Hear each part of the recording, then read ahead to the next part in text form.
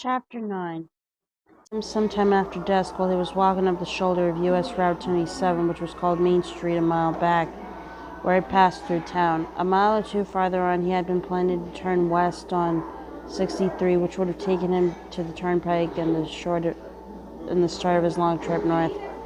His senses had been dulled, maybe, by the 2 beers he had just downed, but he had known something was wrong. He was just getting around to remembering the 4 or 5 heavy-set townies down at the far end of the bar when they broke cover and ran at him. Nick put up the best fight he could, ducking one of them up bloody another's nose, breaking a tooth by the sound. For 1 or 2 hopeful moments, he thought there was actually a chance that he might win. The fact that he fought without making a sound at all was unnerving them a little. They were soft, maybe they had done this before with no trouble, and they certainly hadn't expected a serious fight from the skinny kid with a knapsack. Then one of them caught him just over the chin, shredding his lower lip with some sort of a school ring, and the warm taste of blood gushed into his mouth. He stumbled backward, and someone pinned his arms. He struggled wildly and got one hand free just as a fist slipped down into his face like a runaway moon. Before he closed his right eye, he saw that ring again, glittering dully in the starlight. He saw stars and felt his consciousness start to diffuse, drifting away into parts unknown. Scared, he struggled harder. The man wearing the ring was back in front of him now, and Nick, afraid of being cut again, kicked him in the belly.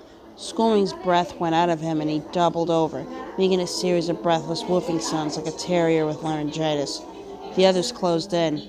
To Nick, they were only sheeps now, beefy men, good old boys they called themselves, in gray shirts with the sleeves rolled up to show their big, sun-freckled biceps.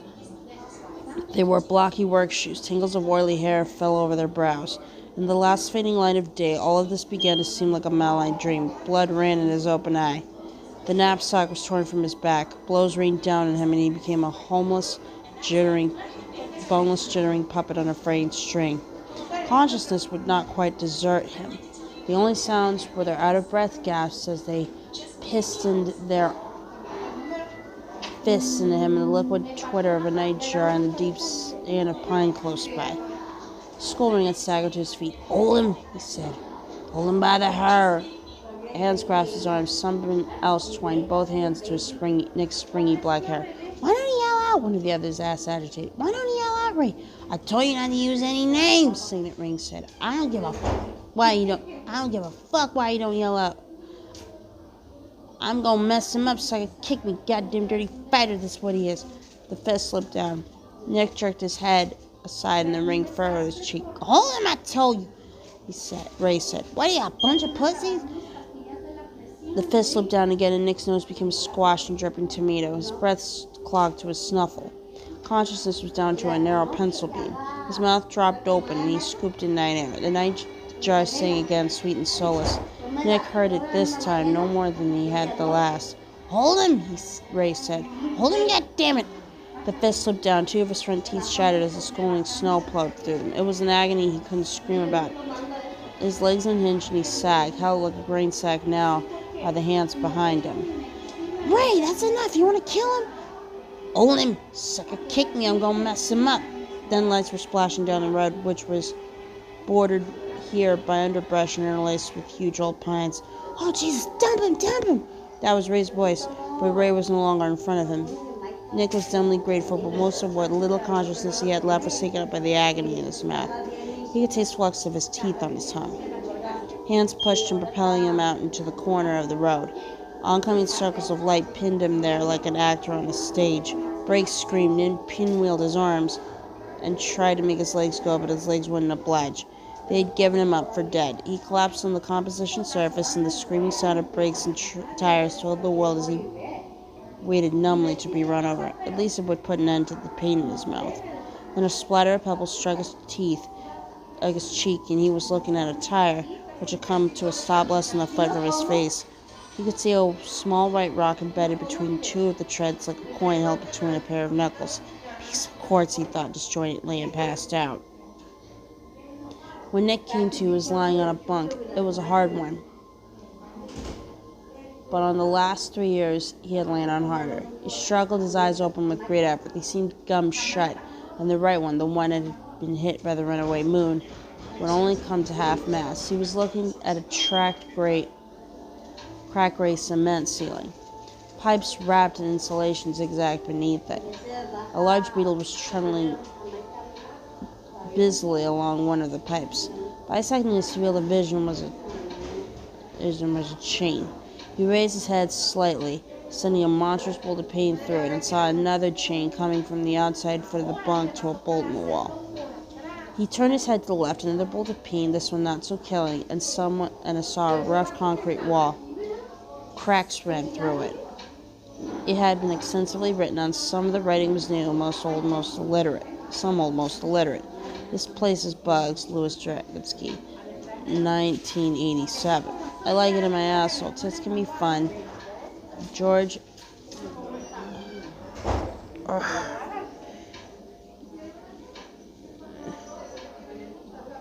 Urge B. Ambling is a jerk-off. I still love you, Suzanne. This place sucks. Jerry Clyde D. Fred, 1981. There were pictures of large jingling penises, gigantic breasts, crudely drawn vaginas. It all gave Nick a sense of place. He was in a jail cell. Carefully, he propped himself on his elbows, let his feet, clad in paper slippers, drop over the edge of the cot, and then swung up to a sitting position. The large economy-sized pain rocked his head again, and his backbone gave out an alarming creak. His stomach rolled alarmingly in his gut, and a fainting kind of nausea seized him. The most dismaying and unnamed kind. The kind that makes you feel like crying out to God to make it stop. Instead of crying out, he couldn't have done that. Leaning over his knees, one hand in each cheek, and waited for it to pass. After a while, it did. He could feel the bandage that had been placed over the furrow on his cheek, and by wrinkling that side of his face a couple times, he decided that some sawbones had sunk a couple of stitches in there for good measure. He looked around. He was in a small cell shaped like a saltine box stood on end. Beyond the end of the cot was a barred door. At the head of the cot was a lidless, ringless toilet. Behind and above him, he saw this by craning his stiff neck very, very carefully, was a small barred window. After he had sat on the edge of the cot long enough to feel sure he wasn't going to pass out, he hooked the shapeless gray pajama pants he was wearing down around his knees, squatted on the can, and urinated for what seemed at least an hour. When he was finished, he stood up, holding on to the edge of the cot like an old man. He looked apprehensively into the bowl for signs of blood, but his urine had been clear. He flushed it away. He walked carefully over to the bar door and looked out into a short corridor. To his left was the drunk tank. An old man was lying on one of its 5 bunks, a hand-like driftwood dangling on the floor. To the right, the corridor ended in a door that was chalked open. In the center of the corridor was a dangling green shaded light, like the kind he had seen in good pool halls. A shadow rose, danced on the propped open door, and then a large man in khaki suntans walked into the corridor. He was wearing a 5 Sam Brown belt with a big pistol. He hooked his thumbs into his pants pockets and looked for Nick for almost a full minute without speaking. Then he said, "When I was a boy, we caught ourselves a mountain lion up in the hills and shot it, and then drug it evenly mile back to town over dirt hardpan. What was left of that creature when we got home was the sorriest looking sight I ever saw. You're the second sorriest, boy." Nick thought it had the feel of a prepared speech, carefully and treasured, saved for out-of-towners in bags that occupied the barred saltine boxes from time to time. "Got a name, Babaluga?" Nick put a finger to his swollen, lacerated lips and shook his head. He put a hand over his mouth and cut the air with it in a soft, diagonal hash mark and shook his head again. "What? Can't talk? What's this happy horse shit?" The words were amable enough, but Nick couldn't follow tones or inflections. He plucked an invisible pen from the air and wrote with it. "You want a pencil?" Nick nodded. "If you're mute, how come you don't have none of those cards?" Nick shrugged. He turned out his empty pockets. He balled his fist and shadowboxed the air, which sent another bolt of pain through his head and another wave of nausea through his stomach. He finished it by tapping his own temples lightly with his fist, rolling his eyes up and sagging on the bars. Then he pointed to his empty pockets. "You were robbed." Nick nodded. The man in khaki turned away on my back to his office. A moment later, he returned with a dull pencil and a notepad. He thrust them through the bars. Written across the top of each note sheet was a memo and from the desk of Sheriff John Baker. Nick turned the pad around and tapped the pencil eraser at the name. He raised questioning eyebrows. "Yes, that's me. Who are you?" "Nick Andros," he wrote. He put his hand through the bars. Baker shook his head. "I'm going to shake with you. You deaf too?" Nick nodded. "What happened to you tonight? Doc Simpson's wife almost ran you down like a woodchuck, boy." "Beat up and robbed. A mile or so from a roadhouse on St. Street, Zach's place. That hangout's no place for a kid like you, Babalaga. Surely aren't old enough to drink. Nick shook his head indignantly. I'm 22, he wrote. I can have a couple of beers without getting beaten up and robbed for them, can't I? Baker read this with a sourly amused look on his face. It don't appear you can enjoy it. What you doing here, kid? Nick tore the first sheet off the memo pad, crumpled it, and the ball dropped it on the floor. Before he could begin to write his reply, an arm shot through the bars and the steel line clutched his shoulder. Nick's head jerked up. My wife needs these cells, Baker said, and I don't see any need for you to let her use it. Go throw that in the drum. Nick bent over, wincing at the pain in his back, and fished the ball of paper off the floor. He took it over to the toilet, tossed it, and looked up at Baker with eyebrows raised. Baker nodded. Nick came back. This time he wrote longer, pencil flying over the paper. Baker reflected that teaching a deaf-mute kid to read and write was quite probably a risk, and this Nick Andros must have some pretty good equipment upstairs to have caught the hang of it. There are fellows here in Shoyo, Arkansas, who had never probably caught the hang of it, and more than a few of them hung out in Zach's. But I suppose you couldn't expect a kid who just blew into town to know that. Nick handed the pad through the bars. I've been traveling around, but I'm not a vagabond. Spent a day working for a man named Rich Arleton about 9 miles west of here. I cleaned his barn and put up a load of hay on his lot. Last week I was in Watts, Oklahoma, running fence. The men who beat me up got my week's pay. You sure it was Rich Arleton you're working for? I can check that, you know. Baker had torn off Nick's explanation, folded in his wallet collar size, and tucked it into his shirt pocket. Nick nodded. You see his dog? Nick nodded. What kind was it? Nick gestured for the pad. Big Doberman, he wrote. But nice, not mean. Baker nodded, turned away, and went back to his office. Nick stood at the bars watching anxiously. A moment later, Baker returned with a big key ring, unlocked the holding cell, and pushed it back on its track. Come on in the office, Baker said. You want some breakfast? Nick shook his head, then made pouring and drinking motions. Coffee, got that. You take cream and sugar? Nick shook his head. Take it like a man, huh? Baker laughed. Come on. Baker started up the hallway, and although he was speaking, Nick was unable to hear what he was saying with his back turned and his lips hidden. I don't mind the company. I got insomnia. It's got so I can't sleep more than 3 or 4 hours most nights. My wife wants me to go see some big shot doctor up in Pine Bluff.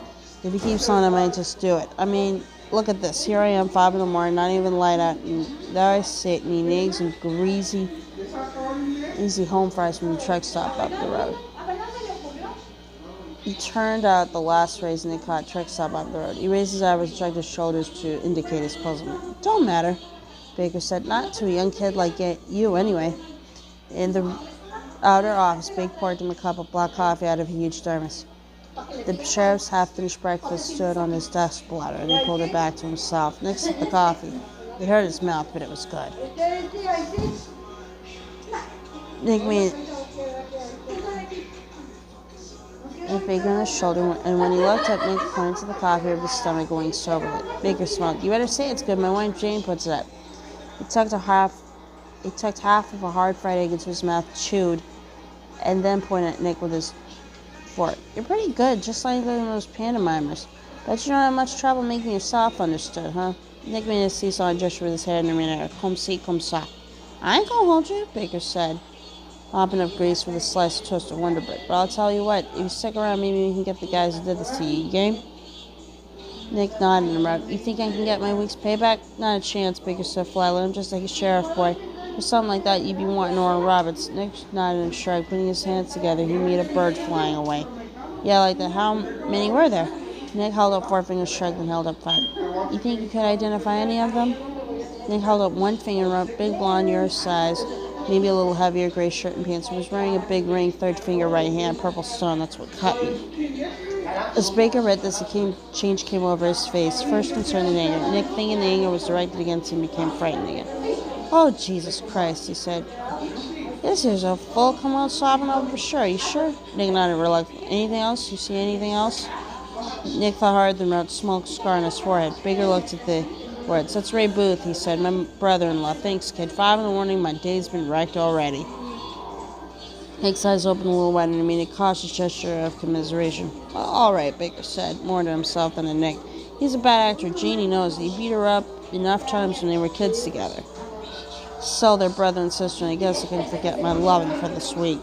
Nick looked down embarrassed. After a moment, Baker shook his shoulders so that Nick could see him speaking. It probably won't do any good anyways, he said. Ray and his jerk-off buddy was a just swear each other up, your word against theirs. Did you get any licks in?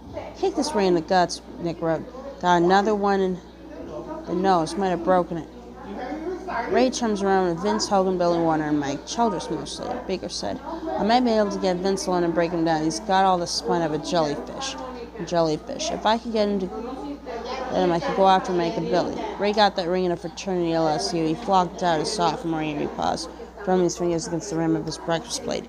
I guess we could give it a go, kid, if you wanted to, but I'll warn you in advance we probably won't get him. They're as vicious and cowardly as a dog pack. But they're town boys, and you're just a deaf-mute drifter. And if they got off, they'd come after you.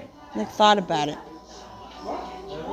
In his mind, he kept coming back to the image of himself being shoved from one of them to the next like a bleeding scarecrow.